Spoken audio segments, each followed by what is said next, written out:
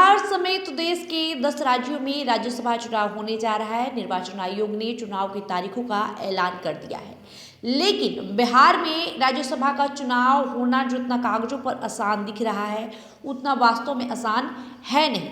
भले ही एनडीए गठबंधन के पास बहुमत है, लेकिन एनडीए के अंदर ही उम्मीदवारों के चयन में कई चुनौतियां सामने आ सकती है। आपको बताएं, इस बार विपक्ष से नहीं बल्कि गठबंधन में खुद ही के अंदर कई सारी चुनौतियों का सामना एनडीए को करना पड़ सकता है। आपको बता दें, बिहार की 5 राज्यसभा सीटों पर चुनाव की घोषणा हो गई है। भारत निर्वाचन आयोग की तरफ से जारी शेड्यूल के मुताबिक 10 राज्यों में होने वाले चुनाव के तहत बिहार की इन सीटों के लिए 26 फरवरी 2026 को अधिसूचना भी जारी होगी।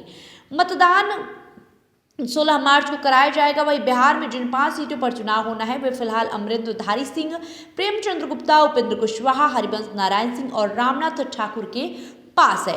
इन सदस्यों का कार्यकाल 9 अप्रैल 2026 को समाप्त हो रहा है। चुनाव कार्यक्रम के मुताबिक 5 मार्च तक नामांकन दाखिल किए जाएंगे। 6 मार्च को नामांकन पत्रों की जांच होगी और 9 मार्च तक उम्मीदवार का नाम वापस ले सकेंगे। वही राजनीतिक जानकारों का कहना है कि बिहार की इन 5 सीटों के लिए होने वाला चुनाव बिहार की सियासत में नई गणित और नई रणनीतियों को जन्म दे सकता है। बता दें कि आगामी 9 अप्रैल को मौजूदा सदस्यों का कार्यकाल खत्म हो रहा है। ऐसे में सभी दलों की नजर टिकट वितरण और संख्या बल की स्थिति पर चुकी है। ऐसे में देखना काफी अहम होगा कि कौन दल अपने प्रत्याशियों को राज्यसभा भेजने में सफल रहता है। इसके सियासी गुणागणित पर हम बात करेंगे, लेकिन पहले आपको बताते हैं कि चुनाव के लिए महत्वपूर्ण तारीखें कौन कौन सी है। सबसे पहले 26 फरवरी को अधिसूचना जारी होगी। 5 मार्च को नामांकन का अंतिम तिथि रहेगा। 6 मार्च को नामांकन पत्रों की जांच होगी। 9 मार्च को नाम वापस लेने की अंतिम तिथि होगी और 16 मार्च सुबह 9 बजे से शाम 4 बजे तक जो मतदान की प्रक्रिया है वो होगा।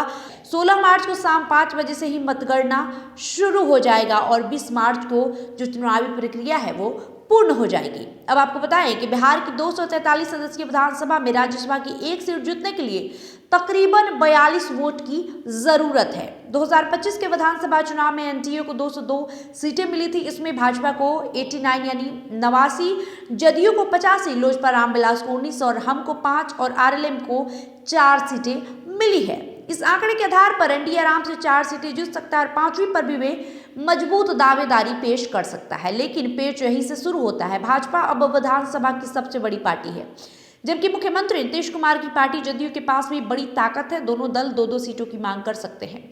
जदयू से हरिवंश नारायण सिंह और रामनाथ ठाकुर की दावेदारी मजबूत मानी जा रही है, जबकि दूसरी ओर भाजपा अपनी बढ़त ताकत के आधार पर ज्यादा हिस्सेदारी चाह सकती है। वही छोटे दल भी दबाव में है। उपेंद्र कुशवाहा की पार्टी के पास सीमित विधायक हैं, लेकिन वे अपनी सीट बचाना चाहेंगे। लोजपा रामविलास भी अपने 19 विधायकों के आधार पर एक सीट की मांग कर सकती है।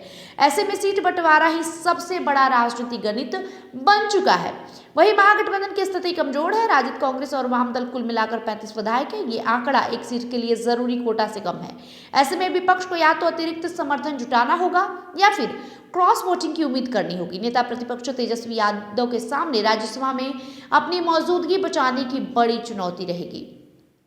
कुल मिलाकर बिहार में राज्यसभा चुनाव का गणित एनडीए के पक्ष में है, लेकिन राजनीति का असली इम्तिहान गठबंधन के भीतर है। कौन कितनी सीट पाएगा, किसे दोबारा मौका मिलेगा और किसे इंतजार करना होगा, ये तय करेगा कि बहुमत ये ताकत एकजुट रखती है या भीतर खींचतान शुरू होती है। विपक्ष के लिए ये चुनाव अस्तित्व बचाने जैसा है, जबकि एनडीए के लिए संतुलन साधने का परीक्षा है। बहरहाल वीडियो को लेकर जो भी प्रतिक्रिया होगी कमेंट बॉक्स में लिखते जाइए। बहुत बहुत शुक्रिया।